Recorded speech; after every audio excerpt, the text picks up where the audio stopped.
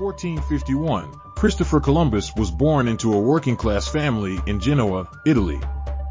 His father was a renowned weaver, but Columbus had no interest in textiles. Every day, he stood by the sea, gazing at the endless ocean. Filled with questions, if I could cross this ocean, would there be a more prosperous world on the other side? Dad, when can I go to the other side and see it for myself? He often asked his father. His father replied, when you grow up, have money, and buy your own ship, then you can go. Young Columbus asked in disappointment, when will I have money?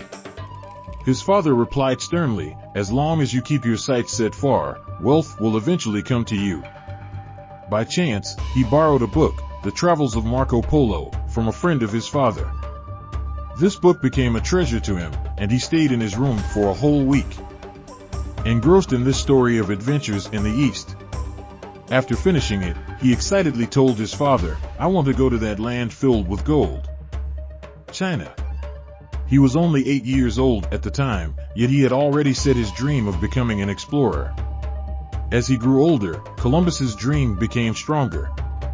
When Portugal could no longer satisfy his ambitions, he decisively headed to Spain. Despite facing countless voices of opposition, he persevered with unwavering determination and persuasion, eventually convincing those who doubted him. This process was long and arduous, taking him 8 years.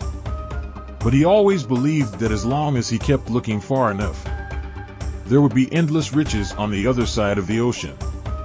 In August 1492, Columbus finally set sail, leading 88 sailors and 3 ships toward the unknown west.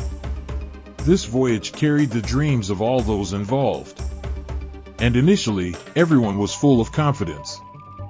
However, after 3 weeks at sea, there was still no sight of land. The sailors began to doubt, to waver, and some even angrily accused.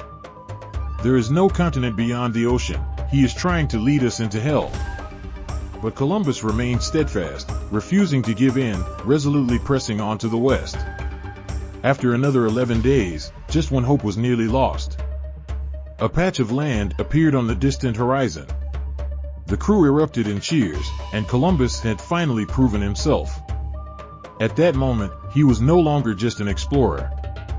He had become the pioneer who discovered a new continent. Upon his return to Spain, Columbus was met with grand celebrations and acclaim. However, some people grew envious of his achievements, with some even belittling his feat.